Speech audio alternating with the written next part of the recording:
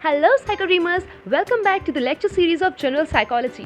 आज हम पढ़ने वाले हैं साइको फिजिक्स। इसके नाम से बिल्कुल भी मत डरिए, क्योंकि ये नाम से दिखने में जितना टफ लगता है ये उतना ही इजी है। बस आपको फोकस्ड रहना होगा इसे समझने के लिए, और कुछ भी नहीं चाहिए। सो चलिए शुरू करते हैं। हम जानते हैं कि जब एक स्टिमुलस एक सेंस ऑर्गन के कांटेक्ट में आता है तो एक अनक्लियर सी नॉलेज हमें मिलती है और हमें उसका सेंसेशन होता है। जैसे कि इस पिक्चर में आप देख सकते हैं, एक छोटा बच्चा है जिसे नहीं पता है कि आयन कैसी होती है, क्या वो हॉट है या कूल है या किस तरह की है। उसे बस ये लग रहा है कि उसके टॉयज़ की तरह ही एक शिप जैसी नज़र आ रही है और उसे इसे टच करके देखना है। सो वो इसे टच करता है और उसका हाथ जल जाता है और वो जल्दी से अपना हाथ हटा लेता है। सो दिस वॉज सेंसेशन कि उसने उसको देखा और उसे टच किया। अब रिएक्शन क्या हुआ कि उसका हाथ जल गया। आगे बढ़ते हैं। लेकिन जब मीनिंग ऐड कर दिया जाता है उस सेंसेशन में, यानी कि जब आप रियल ऑब्जेक्ट को समझ जाते हैं तो वो परसेप्शन बन जाता है। जैसे कि उस छोटे बच्चे ने उस आयन को टच किया और उसको लगा, उसको वो हॉट लगी, उसका हाथ जल गया, तो उसे पता चला अरे ये तो गर्म होती है।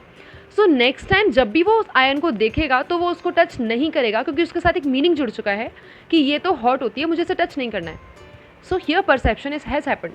ओके, सो उसे अब वो परसीव कर सकता है, उसको उसका मीनिंग मिल गया है, real meaning. So this is sensation and perception, and I have hope कि हमने अब तक सेंसेशन और परसेप्शन को बहुत ही डिटेल में पढ़ा है उन प्रीवियस वीडियोज़ में। सो आई होप आपको ये बहुत अच्छे से क्लियर है कॉन्सेप्ट, और अगर नहीं है तो मेक श्योर आप कर लो। प्रीवियस वीडियोज़ को आप प्लेलिस्ट में जाकर चेक कर सकते हो।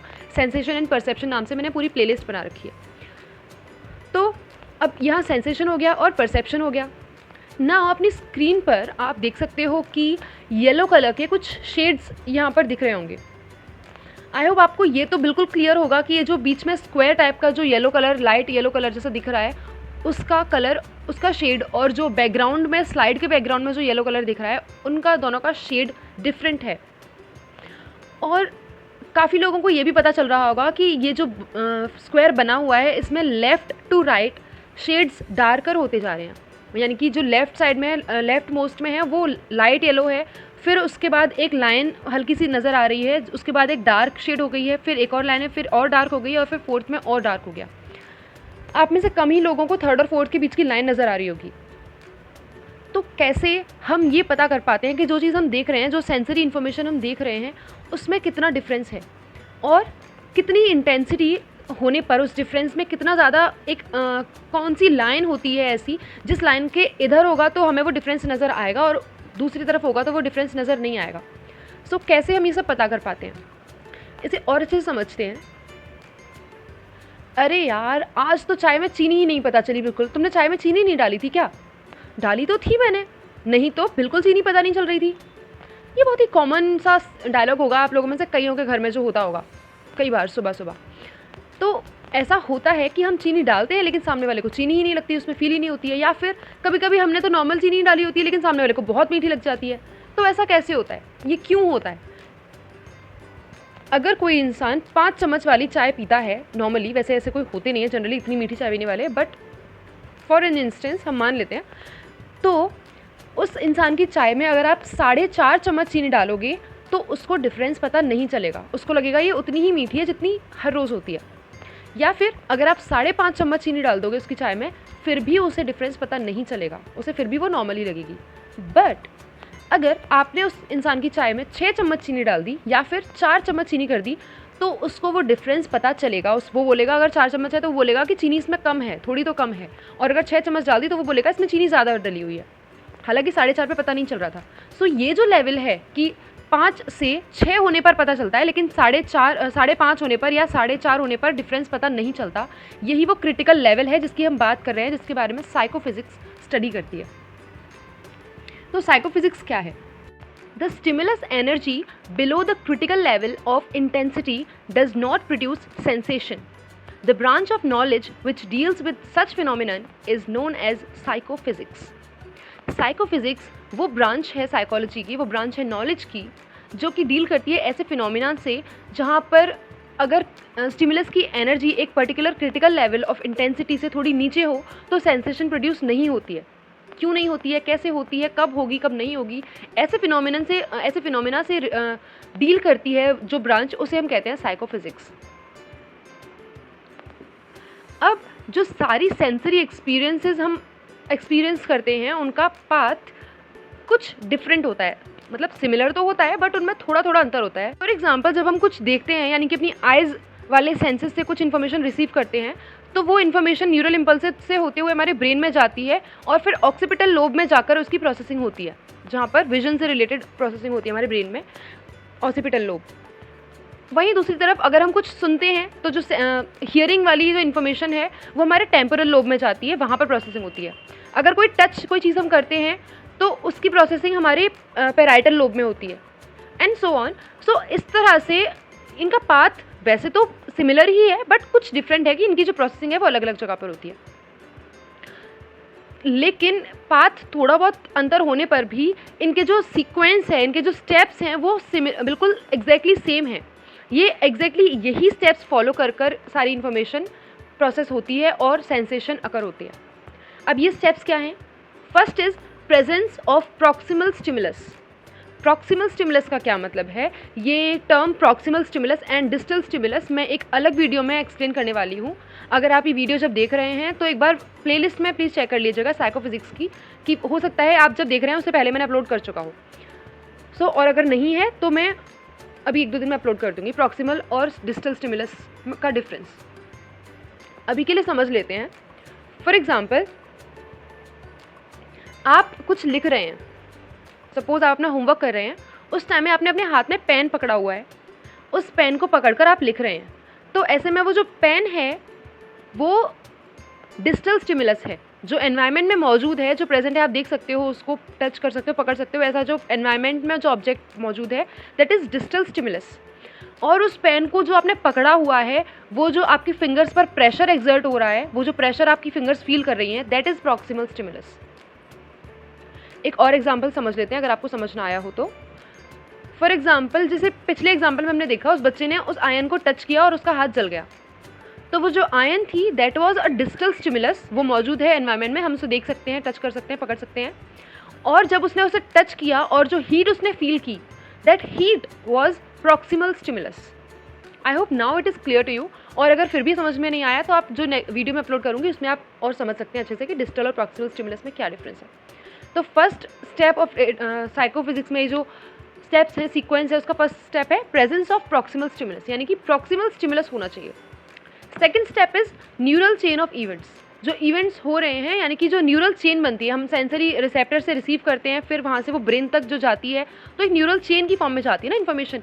So the second step is neural chain of events and the third step is sensation और साइकोलॉजिकल रिस्पॉन्स, यानी कि जब हमारे ब्रेन तक वो इन्फॉर्मेशन पहुंचती है तो कुछ साइकोलॉजिकल रिस्पॉन्स देते हैं ना हम उसके लिए।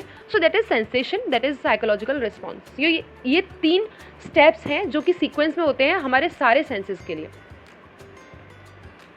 Psychophysics studies the relationship between sum property of the physical stimulus and the psychological consequence, that is sensory experience quite apart from the intervening neural steps. अब साइकोफिजिक्स में हम क्या पढ़ते हैं? साइकोफिजिक्स स्टडी करती है वो relationship between property of the physical stimulus and psychological consequence.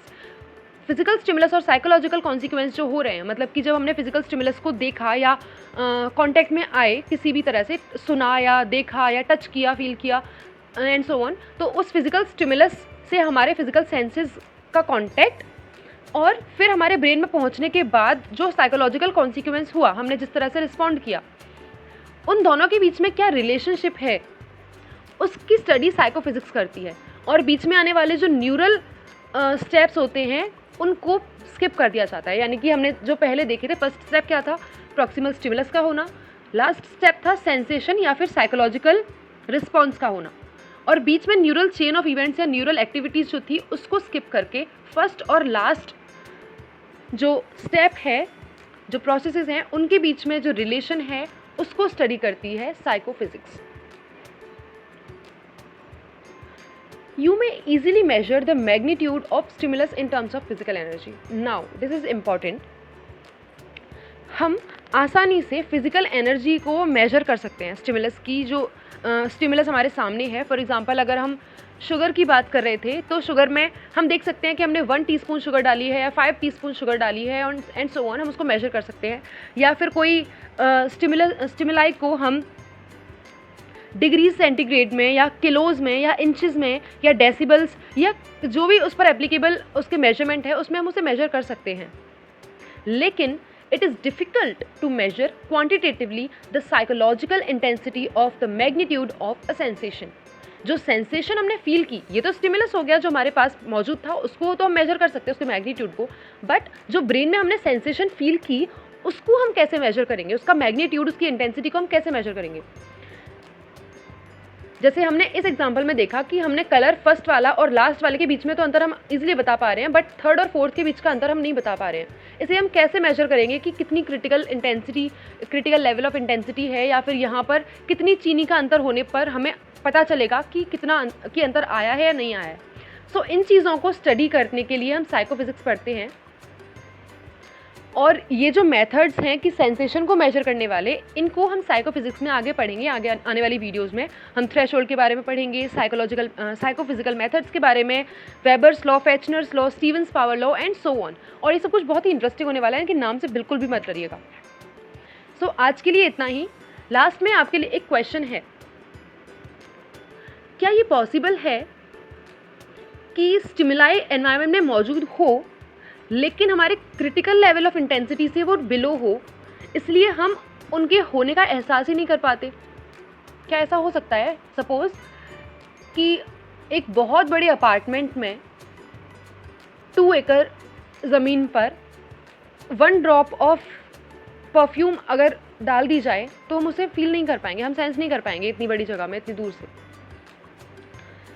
उसी तरह से क्या ऐसी कुछ चीज़ें भी मौजूद होंगी जो ह्यूमन एग्जिस्टेंस में आज तक पता ही नहीं लगाई जा पाई हैं? कुछ ऐसे कलर्स मौजूद हो सकते हैं हमारे एनवायरनमेंट में जो कि हमारी आइज़ के जो रिसेप्टर्स हैं उनकी क्रिटिकल इंटेंसिटी लेवल से बिलो हैं, जिसकी वजह से हम उन्हें देख ही नहीं पाते। कुछ ऐसी स्मेल्स हमारे एनवायरनमेंट में मौजूद होंगी जो जिन्हें हम सेंस नहीं कर पाते।